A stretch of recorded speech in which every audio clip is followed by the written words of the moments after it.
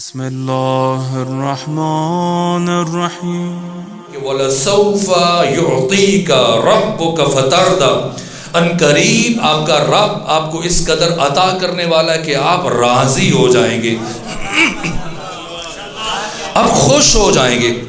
جیسی اس آیت کا نزول ہوا، ختمی مرتبہ ایک عجیب سی کیفیت میں، حالت انبساط میں، حالت اطمینان میں ہے، مسلسل انتظار کر رہے ہیں کہ جس عطا کا پروردگار نے مجھ سے وعدہ کیا اس کا نزول کب ہوگا۔ دن گزر رہے ہیں، مہینے گزر رہے ہیں، وقت گزر رہے ہیں، مسلسل پیغمبر گرامی اسلام کی بے قراری میں اضافہ ہو رہا ہے، آپ کے انتظار میں شدت بڑھ رہی ہے، یہاں تک کہ جب کافی وقت گزر گیا اور ختمی مرتبہ کا انتظار اور جو عروج تک پہنچا، بارگاہ احدیت میں استفسار کیا، پروردگار جس عطا کا مجھ محمد سے وعدہ کیا گیا تھا اس کا نزول کب ہوگا؟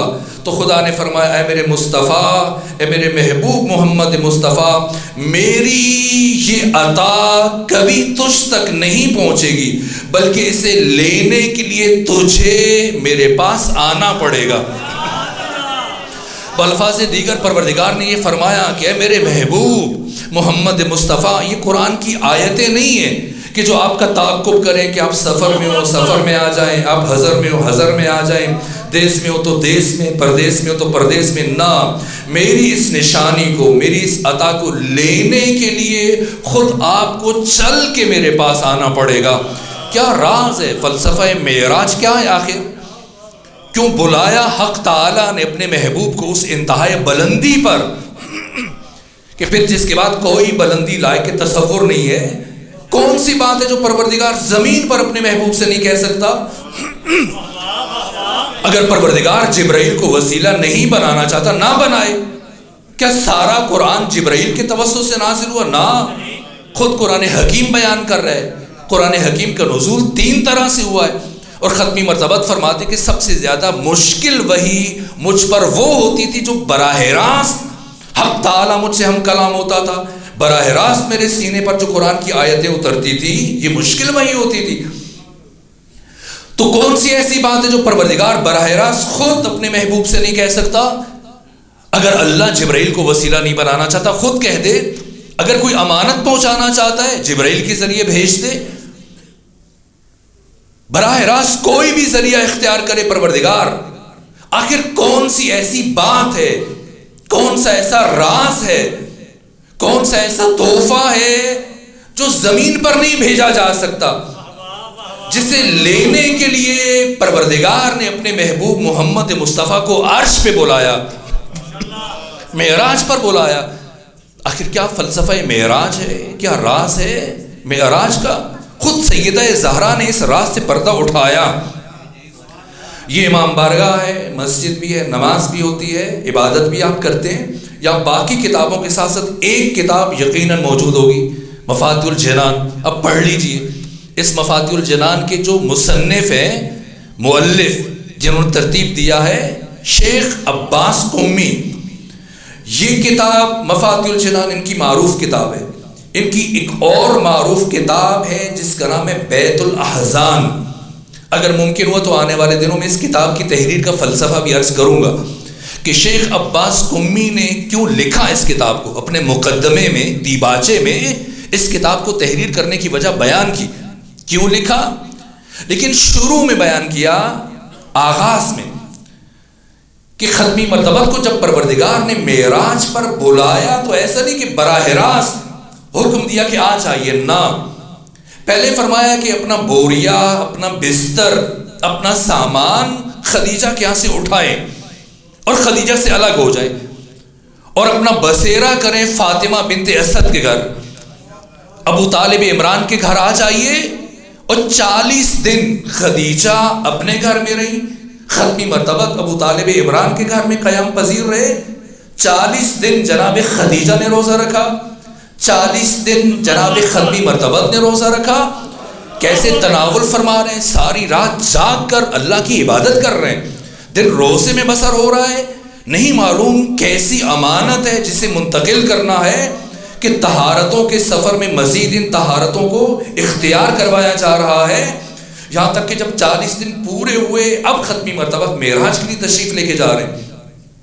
اور اب جب آقا تشریف لے کے گئے، خود شیخ عباس قمی نے، اور خود یہ وہ روایت ہے جسے آیت اللہ تقی مصباح یزدی حال ہی میں جن کی وفات ہوئی ہے، جنہوں نے اپنی شرح خطبہ فاطمیہ کی 2 جلدوں میں سے پہلی جلد میں اس حدیث کو بیان کیا ہے، آیت اللہ وحید خراسانی نے، شیخ جواد تبریزی نے، باقی بڑی بڑی شخصیتوں نے، خود آقا خمینی نے اس حدیث کو بیان کیا کہ سیدہ زہرا نے جو راز معراج سے پردہ اٹھایا، فرمایا کہ ان اللہ تعالی خلق نوری، پروردگار نے میرے نور کو خلق فرمایا، وکان یسبح اللہ تعالی سبحانہ، جس کے بعد میرا نور حق تعالی کی تسبیح میں مصروف ہو گیا۔ جیسا خود کسی نے جب خود پیغمبر گرامی اسلام نے اپنے مخصوص صحابہ سے گفتگو فرما رہے تھے تو وہاں پر تخلیق سیدہ زہرا سے متعلق جب گفتگو کی تو بیان کیا کہ فاطمہ کون ہے؟ فرمایا فاطمہ حورہ انسیہ ہے۔ کسی صحابی نے استفسار کیا کیا مطلب یہ انسان نہیں ہے؟ کہنا آپ کا ظاہر انسانی ہے، آپ کا باطن حورہ ہے، حورہ انسی ہے، حورہ انسیہ بہت ایک الگ مطلب ہے۔ تو کہا کہ پھر فاطمہ زہرا کہاں رہتی تھی؟ کہا فاطمہ زہرا قرب پروردگار میں رہتی تھی۔ تو کہا پہ وہاں پہ حیات فاطمی بالآخر غذا سے وابستہ ہے، تو فاطمہ کیا غذا استعمال کرتی تھی؟ کہ تسبیح پروردگار یہ خوراک فاطمہ تھی، یہ حیات فاطمی کا وسیلہ تھا۔ سیدہ زہرا یہی حقیقت بیان فرما رہی، ان اللہ تعالی خلق نوری، پروردگار نے میرے نور کو خلق فرمایا، جس کی تخلیق کے بعد کان یسبح اللہ تعالی سبحانہ، میرا نور اس لمحے سے اپنی تخلیق کے فوراً بعد سے حق تعالی کی تسبیح، بندگی، راز و نیاز اور عبادت میں مشغول ہو گیا۔ کب خلق ہوا نہیں معلوم ہے، کیسے خلق ہوا کوئی نہیں جانتا، کب تک اللہ کے جوار میں مشغول عبادت تھا، مشغول بندگی تھا نہیں معلوم، لیکن ایک مرحلے میں سیدہ یہ فرما رہی کہ ثم استودع نوری فی شجر من اشجار الجنہ، پروردگار نے میرے نور کو اپنے جوار سے اٹھا کر جنت کے کیسے بھیجا ہے؟ کون ہے؟ فاطمہ، نور فاطمہ اس کائنات میں ظاہر کیسے ہوا؟ کیا اہتمام ہے؟ ثم استودع نوری فی شجر من اشجار الجنہ، پھر اللہ نے میرے نور کو جنت کے درختوں میں سے ایک درخت میں منتقل کر دیا، تو اس کا اثر کیا ہوا؟ فاضاءت، تو وہ درخت روشن ہو گیا، چمکنے لگا، نورانی ہو گیا۔ وَإِذَا دَخَلَ أَبِي مُحَمَّدْ لَيْلَةَ الْمِعْرَاجِ فِي الْجَنَّةِ، اور جب میرے پدر بزرگوار محمد مصطفیٰ جنت میں داخل ہوئے، الہمہ اللہ الیہ الہاماً، تو اللہ نے میرے بابا محمد مصطفیٰ کے دل پر یہ الہام کیا، یا ایھا الرسول کل من تلک الشجرہ، اے رسول اس درخت سے کھا لیجئے۔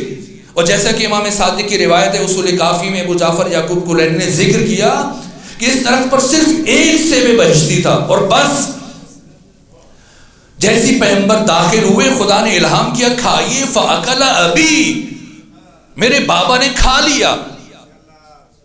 آدم و حوا، ابو البشر آدم، آپ کی زوجہ جناب حوا کتنا طویل عرصہ جنت میں رہے، زمین پر تو 1000 سال رہے، لیکن اس سے پہلے کا سارا عرصہ جنت میں گزارا، سالہ سال جنت میں رہے۔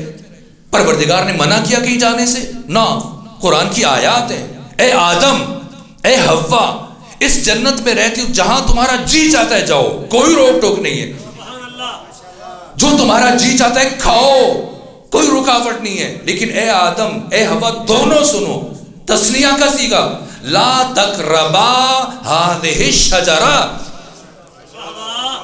خبردار کبھی اس درخت سے قریب مت جانا۔